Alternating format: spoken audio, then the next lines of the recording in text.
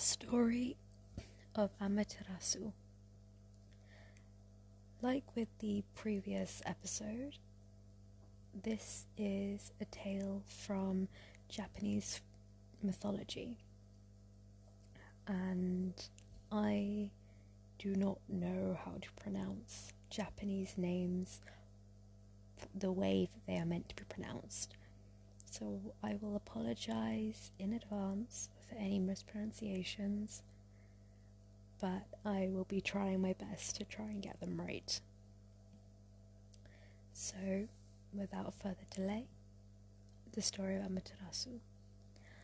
Ama-terasu Omikami, the goddess of the sun and the universe, was reigning in heaven when she sent her brother and husband, the god of the moon, down to the reed plains to serve the goddess of food.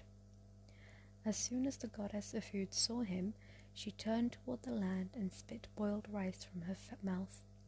Next, she turned toward the sea and spit all kinds of fish from her mouth. Finally, she turned towards the mountain and spit a variety of fur-coated animals from her mouth. She then prepared all of these as food and placed them upon 100 tables for the moon god to eat. When the moon god, Susano-o, saw what she had done, he was furious. "How dare you feed me with food that you have spit from your mouth?" he exclaimed. "You have made the food filthy and disgusting." He drew his sword and killed the goddess. Then he returned to Ama-terasu and told her of his deed. To his surprise, Ama-terasu exclaimed, "You are an evil god. I can no longer stand the sight of your face. Take yourself from my presence and see to it that we do not meet face to face again." So the sun and the moon lived apart from one another, separated by day and by night. Ama-terasu sent her messenger, the cloud spirit, down to the goddess of food. He found that the goddess was indeed dead. However, he also found that the ox and horse had issued forth from her head, grain had grown from her forehead, silkworms had come forth from her eyebrows, cereal had emerged from her eyes, rice had grown from her stomach, and wheat and beans had grown from her abdomen. The cloud spirit collected all of these and returned to Ama-terasu with them. The goddess of the sun was delighted with the variety of foods. "You have given me great cause for rejoicing," she exclaimed to her messenger. "Human beings will be able to eat these foods and survive." Ama-terasu extracted the seeds from the various grains and beans and planted them in the dry fields. She took the rice seed and planted it in the water fields. She then appointed a heavenly village chief and let him supervise the sowing of these seeds. The first harvest that autumn was a pleasure to behold. Meanwhile, Ama-terasu placed the silkworms in her mouth and collected silken thread from them. Thus, the sun goddess initiated the art of raising silkworms.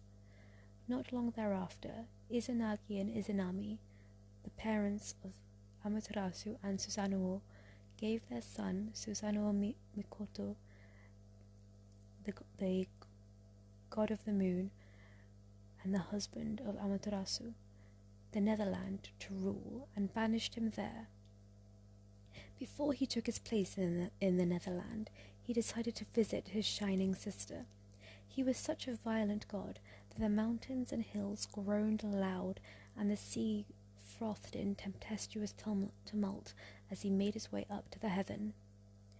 When she saw him coming, Ama-terasu thought, "Surely my wicked brother is coming to visit me with no good purpose in mind. He must want my kingdom, the plane of heaven. Yet our parents assigned a particular realm to each of us. So Mikoto should be satisfied with the kingdom they have given him. I had better prepare for the worst." The goddess bound up her hair in knots and tied her skirts into trousers as if she were a male. She placed 2 quivers upon her back, one containing 1,000 arrows and one containing 500. At her side she placed 3 long swords. In one hand she carried her bow upright in shooting position, with an arrow ready on the bowstring.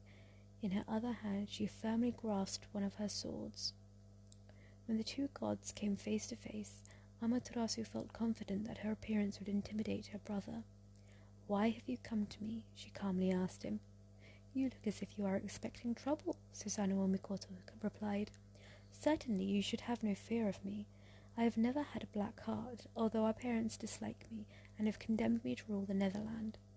I simply wanted to see you before I left the world of light. I do not intend to stay long." Ama-terasu, wishing to believe the best of her brother, put away her weapons. She welcomed him among the heavenly gods and hoped that his visit would be as brief as he had said. But Susano-o-Mikoto stayed longer than he was wanted, and his behavior was very rude. He and Ama-terasu each had 3 rice fields of their own. Whereas Ama-terasu's fields thrived in spite of excessive rains or prolonged drought, Susano-o-Mikoto's rice fields were always barren. In times of drought, the soil was parched and cracked. In heavy rainfall, the soil washed away. Finally, Susano-no-Mikoto became possessed by jealous anger. When the rice seeds were sown in the spring, he removed the divisions between the fields, filled up the channels, and destroyed the troughs and pipes. Ama-terasu, wishing to believe the best of her brother, remained calm and tolerant.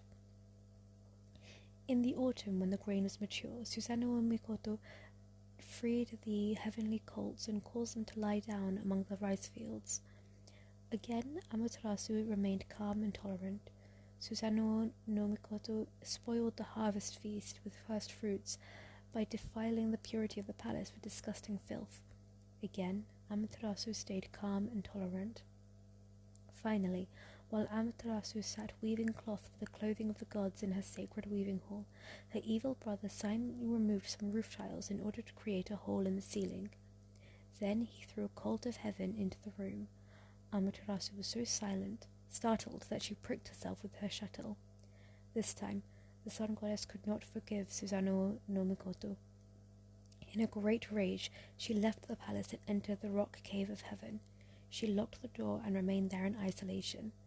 Now that her brilliance no longer illuminated heaven and earth, day became as black as night.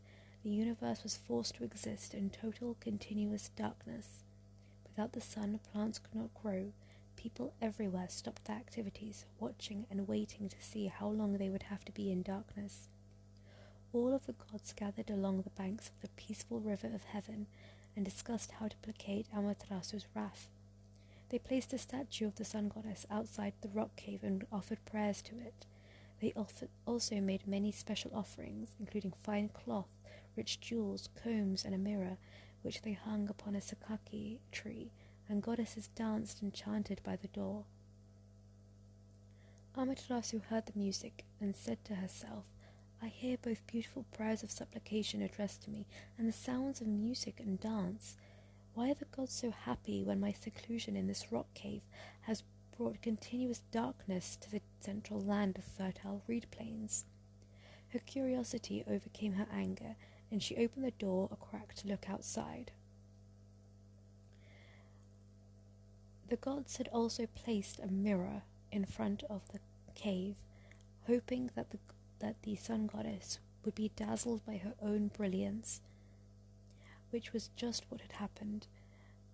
Ama-terasu, when she opened the door, saw the mirror and was just dazzled by her own brilliance, and also then saw the dancing of the other goddesses, and was so startled that the other gods were able to take Ama-terasu by her hand and bring them among them and convince them to rejoin them. The gods punished Susano-o-no-Mikoto by demanding from him 1,000 tables of offerings. They also plucked out his hair and the nails of his fingers and toes. Finally, they said to him, "Your behavior has been intolerably rude and improper. From this time forth you are banished from heaven and from the central reed plains as well. Go forth with all the speed to the Netherland. We have had enough of your wicked ways." So Susano-o-no-Mikoto left heaven forever and began his journey to the Netherland.